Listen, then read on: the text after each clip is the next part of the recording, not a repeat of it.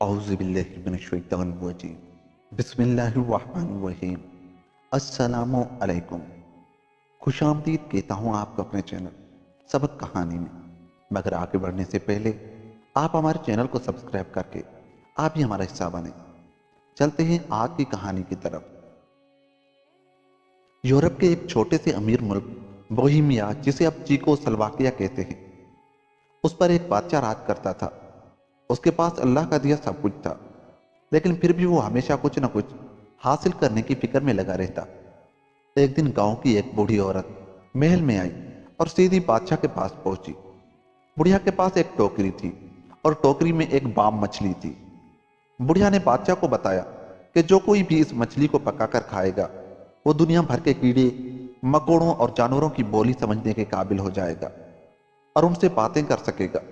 بادشاہ بڑا خوش ہوا کہ مچھلی کھانے سے اس میں ایک ایسی صفت پیدا ہو جائے گی جو دنیا کے کسی انسان میں نہیں ہے۔ اس نے اپنے نوکر جان سے کہا کہ سونے کی اشرفیوں سے بھرا ہوا ایک تھیلا اس بڑھیا کو دے دیا جائے اور مچھلی کو فوراً پکوا کر کھانے کے لیے پیش کیا جائے۔ بادشاہ یہ نہیں چاہتا تھا کہ پرندوں اور جانوروں کی باتیں سمجھنے کی صفت کسی اور میں بھی پیدا ہو، اس لیے اس نے جان سے کہا، خبردار، اگر تم نے ذرا سی بھی مچھلی چکھنے کی کوشش کی تو تمہارا سر قلم کر دیا جائے گا۔ جان نے سوچا کہ یہ مچھلی جس کے لیے بادشاہ نے اتنی بڑی رقم دی ہے کوئی عام مچھلی نہیں ہو سکتی، ضرور اس میں کوئی خاص بات ہے۔ جب مچھلی پک کر تیار ہو گئی تو جان سے رہا نہ گیا اور اس نے ایک نوالا کھا لیا۔ نوالے کا کھانا تھا کہ اس کے کانوں میں آوازیں آنے لگی، تھوڑی سی ہمیں بھی دو، تھوڑی سی ہمیں بھی دو۔ وہ سوچنے لگا کہ یہ آواز کس کی ہے؟ کمرے میں تو اس کے سوا اور کوئی تھا ہی نہیں سوائے چند مکھیوں کے۔ اچانک اسے احساس ہوا کہ یہ دراصل ان مکھیوں کی ہی آواز تھی۔ اب وہ سمجھ گیا کہ یہ جادو کی مچھلی تھی، اس لیے بادشاہ نے اتنا سخت حکم دیا تھا۔ اس نے ایک اور ٹکڑا کھا لیا اور پھر مچھلی کی پلیٹ بادشاہ کو پیش کر دی۔ کھانا کھانے کے بعد بادشاہ نے جان کو حکم دیا کہ 2 گھوڑے سواری کے لیے تیار کیے جائیں، ہم باہر گھومنے جائیں گے اور تم ہمارے ساتھ چلو گے۔ بادشاہ تو اس لیے باہر جانا چاہتا تھا کہ وہ بڑھیا کی بات کو آزمائے کہ کیا بام مچھلی کھانے کے بعد جانوروں کی باتیں اس کی سمجھ میں آتی ہیں یا نہیں۔ لیکن جان بھی مکھیوں کی باتیں سمجھنے کے بعد اور جانوروں کی باتیں سننا چاہتا تھا، اس لیے وہ بھی باہر جانے کے لیے بڑا بے چین تھا۔ جب وہ گھوڑوں پر سوار شہر سے باہر نکل گئے تو جان کا گھوڑا ہنہنا کر بادشاہ کے گھوڑے سے بولا، آج میں بہت خوش ہوں، دل چاہتا ہے کہ یہ جو پہاڑ ہے اس کے اوپر سے کود جاؤں۔ اب بادشاہ کا گھوڑا نتنے پھڑ پھڑا کر بولا، اس پہاڑ کے اوپر سے کود جانے کو تو میرا دل بھی چاہتا ہے، لیکن اگر میں نے ایسا کیا تو یہ جو بیوقوف بڈھا میرے اوپر سوار ہے اس کی ہڈی پسلی ٹوٹ جائے گی۔ جان کا گھوڑا بولا، خوب زور سے پٹک دینا اسے تاکہ اس سے تمہاری جان چھوٹے اور کسی جوان کو سواری کرنے کا موقع ملے۔ یہ سنتے ہی جان کی ہنسی نکل گئی، لیکن اسے فوراً ہی یاد آیا کہ گھوڑوں کی یہ باتیں تو بادشاہ نے بھی سنی ہوں گی۔ اس نے جلدی سے اپنے ہونٹ بند کر لیے جیسے کچھ ہوا ہی نہیں۔ بادشاہ نے گھوم کر شک بھری نظروں سے جان کو دیکھا اور کہا، کیا ہوا؟ کس بات پر ہنس رہے ہو؟ جان نے کہا، کچھ نہیں یاریجا۔ بادشاہ نے گھوڑے کا رخ محل کی طرف پھیرا۔ گھوڑے کی بات سن کر نہ تو اسے گھوڑے پر اعتبار رہا تھا نہ جان پر۔ وہ گھوڑے سے خوف زدہ ہو گیا تھا کہ وہ کسی دن اسے مار ڈالے گا۔ جان پر اسے یہ شک تھا کہ شاید اس نے بھی بام مچھلی کا گوشت کھا لیا ہے۔ محل میں واپس آ کر بادشاہ نے جان کو حکم دیا کہ وہ ٹھنڈے پانی کی بوتل سے ایک گلاس بھر کر دے۔ اگر ایسا کرتے ہوئے ایک قطرہ بھی باہر گر پڑا تو اس کا سر قلم کر دیا جائے گا۔ جان نے بڑی احتیاط سے پانی گلاس میں ڈالنا شروع کیا۔ ابھی گلاس پورا نہ بھرا تھا کہ کھڑکی میں سے 2 چڑیا اڑتی ہوئی اندر آئیں۔ وہ دونوں کسی بات پر لڑ رہی تھی۔ جان ان کی باتیں سمجھ رہا تھا۔ ایک چڑیا نے دوسری سے کہا، ان میں سے ایک سونے کا بال مجھے دو۔ دوسری چڑیا چلائی، نہیں نہیں، یہ میرے ہیں، میں نے انہیں اس وقت اٹھایا تھا جب سنہری بالوں والی شہزادی اپنے بالوں میں کنگھی کر رہی تھی۔ اس پر پہلی چڑیا نے زور سے دوسری چڑیا کی چونچ ماری اور ایک سنہری بال زمین پر گر پڑا۔ جان نے سر گھما کر سونے کے بال کی طرف دیکھا تو ایسا کرتے ہوئے گلاس چھلک گیا۔ بادشاہ گرج کر بولا، میں نے کہا تھا اگر گلاس سے پانی گرا تو تمہارا سر کاٹ دوں گا۔ اب میں صرف ایک شرط پر تمہاری جان بخشی کر سکتا ہوں کہ تم سنہرے بالوں والی شہزادی کو لے آؤ تاکہ میں اس سے شادی کر سکوں۔ جان بہت گھبرایا اور سوچنے لگا کہ سنہری بالوں والی شہزادی کو کہاں سے لاؤں۔ اس نے گھوڑا نکالا اور بغیر سوچے سمجھے اس کو ایڑ لگا دی۔ اس نے فیصلہ کر لیا، جدھر گھوڑا جائے گا ادھر ہی جاؤں گا۔ تھوڑی دیر بعد گھوڑا ایک جنگل میں سے گزر رہا تھا۔ جان نے راستے کے کنارے ایک جگہ آگ جلتی دیکھی جو کسی لکڑہارے نے لگائی تھی۔ آگ کے پاس ہی چونٹیوں کا گھر تھا اور گرمی سے گھبرا کر باہر نکل رہی تھی۔ جان نے غور سے سنا تو وہ کہہ رہی تھی، یا اللہ، کسی کو ہماری مدد کے لیے بھیج دے، ہمارے انڈے جل رہے ہیں۔ ان کی ننھی منھی آوازیں اتنی دردناک تھی کہ جان سے رہا نہ گیا۔ وہ گھوڑے سے اترا اور درخت کی ایک شاخ سے آگ چونٹیوں کے گھر سے بہت دور کر دی۔ جان کے اس نیک کام پر چونٹیوں نے اس کا شکریہ ادا کیا اور کہا کہ اگر کبھی اسے ان کی مدد کی ضرورت پڑی تو وہ اس کے کام آئیں گی۔ جان اس بات پر مسکرا دیا کہ یہ ننھی سی مخلوق بھلا میری کیا مدد کر سکے گی۔ پھر وہ گھوڑے پر سوار ہوا اور آگے چل دیا۔ تھوڑی ہی دور گیا تھا کہ ایک اونچا درخت دکھائی دیا جس پر کسی کوے کا گھونسلہ تھا۔ کوے کے دو ننھے بچے گھونسلے سے نکل کر زمین پر گر گئے تھے اور ایک دوسرے سے کہہ رہے تھے، ہمیں بہت بھوک لگی ہے لیکن ہم تو اڑ بھی نہیں سکتے، اپنے گھونسلے میں کیسے جائیں؟ جان کو ان کی حالت دیکھ کر بڑا رحم آیا۔ وہ گھوڑے سے اترا، کندھے پر پڑا ہوا تھیلا اتارا، کوے کے بچوں کو اس میں ڈالا اور پھر درخت پر چڑھ کر بچوں کو گھونسلے میں رکھ دیا۔ کوا اور کوی نے اس کا شکریہ ادا کیا اور بولے، اگر آپ کو کبھی ہماری مدد کی ضرورت پڑے تو ضرور بلائیے گا، ہم فوراً حاضر ہو جائیں گے۔ جان گھوڑے پر چڑھا اور آگے چل دیا۔ جنگل اب ختم ہونے والا تھا اور گھوڑا ایک جھیل کی طرف جا رہا تھا۔ جھیل کا پانی بالکل ساکن تھا اور سونے کی طرح چمک رہا تھا۔ جان اس خیال سے جھیل کے کنارے پر گھوڑے سے اترا کہ اس کو پانی پلائے۔ یہاں اس نے دیکھا کہ دو مچھیرے آپس میں کسی بات پر لڑ رہے ہیں۔ جان نے پوچھا تو پتا چلا کہ انہوں نے ایک سنہری مچھلی جھیل میں سے پکڑی ہے۔ ایک مچھیرا کہتا ہے کہ مچھلی میں نے پکڑی ہے، دوسرا کہتا ہے کہ بے شک تم نے پکڑی ہے لیکن جال تو میرا ہے، اس لیے مچھلی میری ہے۔ مچھلی پانی کے باہر زیادہ دیر زندہ نہیں رہ سکتی۔ جتنی دیر مچھیرے لڑتے رہے مچھلی تڑپتی رہی، وہ مدد کے لیے پکار رہی تھی۔ جان کو مچھلی پر رحم آ گیا۔ اس نے مچھروں سے کہا، دیکھو بھائی، میرے پاس جتنی رقم ہے وہ تم لے لو اور یہ مچھلی مجھے دے دو۔ مچھروں کو اور کیا چاہیے تھا؟ اس طرح انہیں بازار نہ جانا پڑتا اور بیٹھے بٹھائے رقم ہاتھ آ جاتی۔ وہ فوراً راضی ہو گئے اور پیسے لے کر مچھلی جان کے حوالے کر دی۔ جان نے مچھلی اٹھائی اور اسے جھیل میں پھینک دیا۔ مچھلی نے جان سے کہا، اس مہربانی کے بدلے میں آپ کی مدد کروں گی، جب بھی ضرورت پڑے مجھے بلا لیجیے گا۔ مچھرے بڑے حیران تھے۔ ایک تو جان نے مچھلی کی اتنی بڑی قیمت دی تھی جو اس جیسی 10 مچھلیوں کی قیمت کے برابر تھی، پر قیمت ادا کرنے کے بعد اس نے مچھلی کو واپس جھیل میں پھینک دیا تھا۔ انہوں نے جان سے پوچھا کہ وہ کون ہے، کہاں سے آیا ہے اور کہاں جانے کا ارادہ ہے۔ جان نے انہیں تمام قصہ سنا دیا اور پھر بولا، میں ابھی اپنے مقصد میں کامیاب نہیں ہو سکتا، مجھے تو یہ بھی پتا نہیں کہ شہزادی رہتی کہاں ہے۔ مچھرے بولے، وہ اسی جزیرے کے بادشاہ کی لڑکی ہے جو اس جھیل کے درمیان میں واقع ہے۔ وہ دیکھو بادشاہ کے محل کا میدان جس کا عکس پانی میں نظر آ رہا ہے۔ شہزادی روزانہ صبح سورج نکلنے کے بعد اس مینار پر چڑھ کر اپنے بالوں کو کنگھی کرتی ہے۔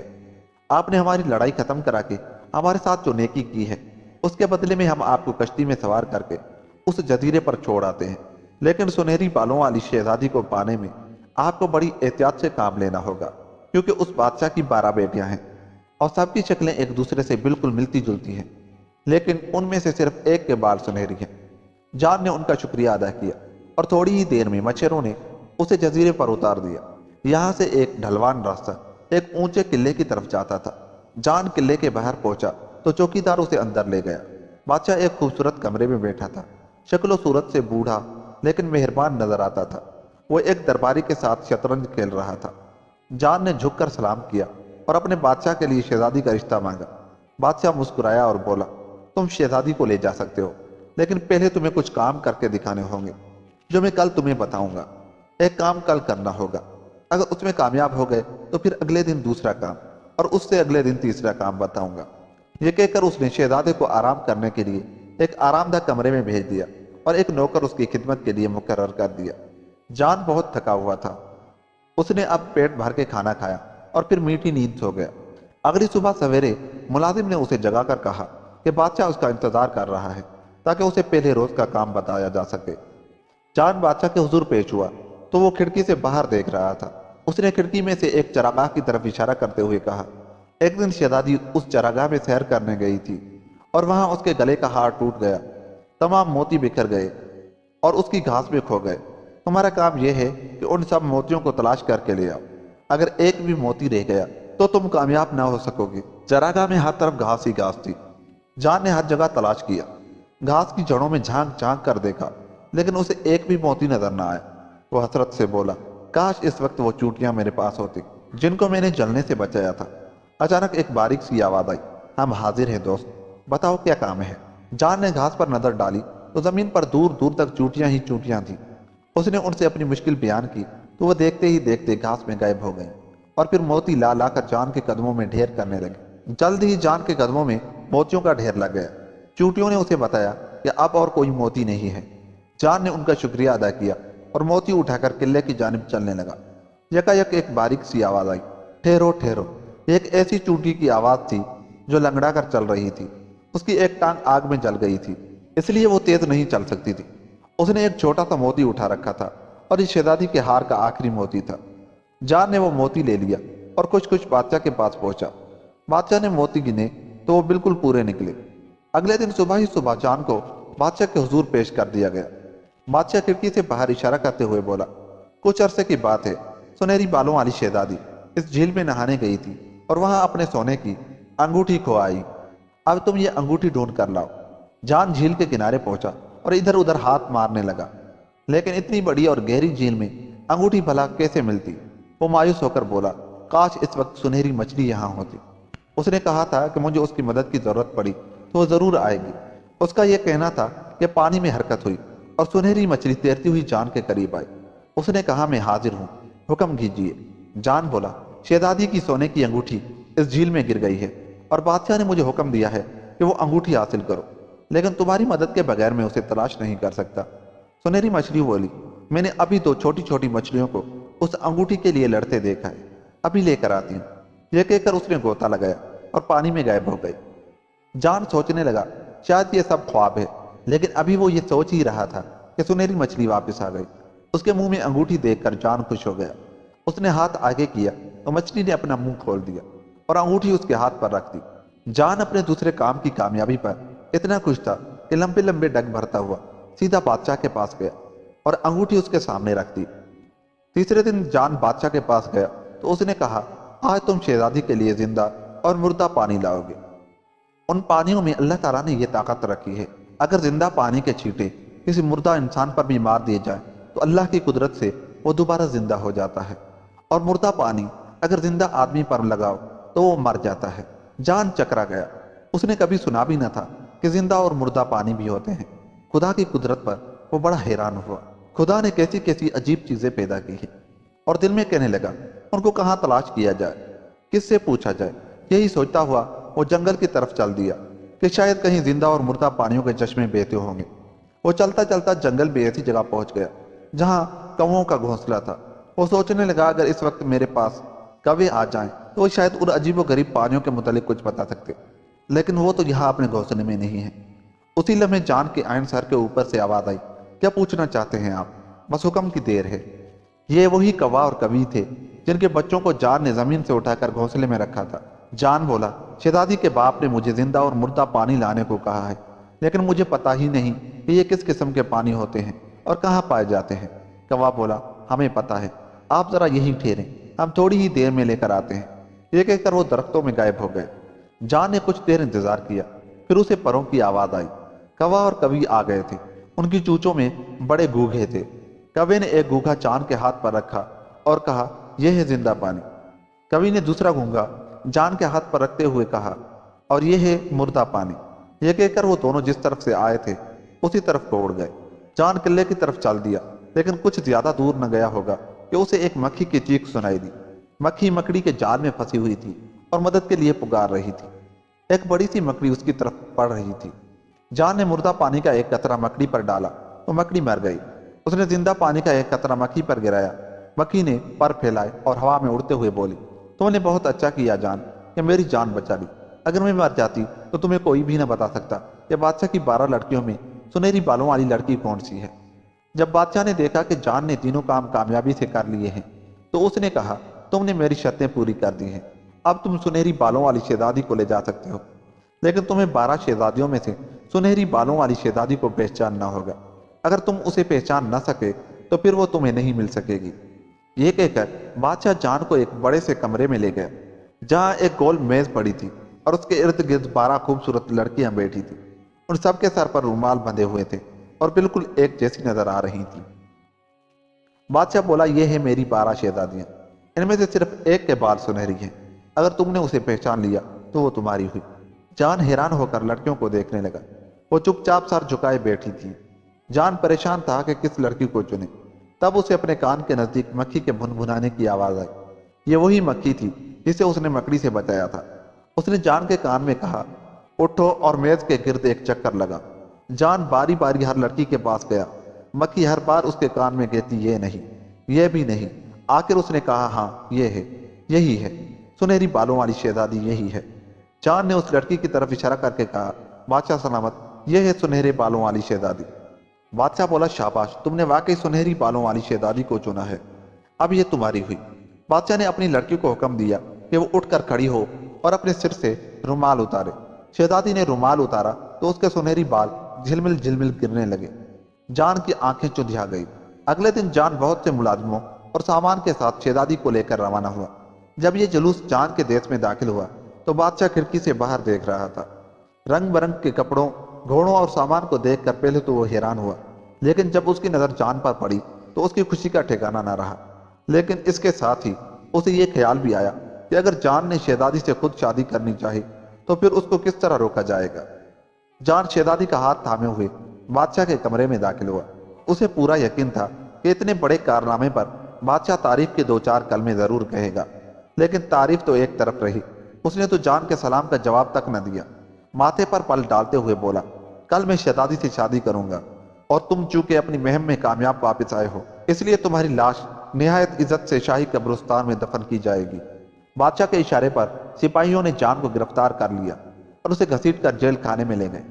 शहजादी ने बहुत मिन्नत और समाजत की कि जान को छोड़ दिया जाए, लेकिन बादशाह ने उसकी एक न सुनी। अगले दिन जबकि शादी की तैयारियां जोर शोर से जारी थी, जान को बादशाह के हुजूर पेश किया गया और सबके सामने उसका सर कलम कर दिया गया। तब शहजादी ने बादशाह से दरख्वास्त की कि जान की लाश उसे दे दी जाए ताकि वो उसे अपनी मर्जी से दफन कर सके। बादशाह ने शहजादी को खुश करने के लिए उसकी बात मान ली।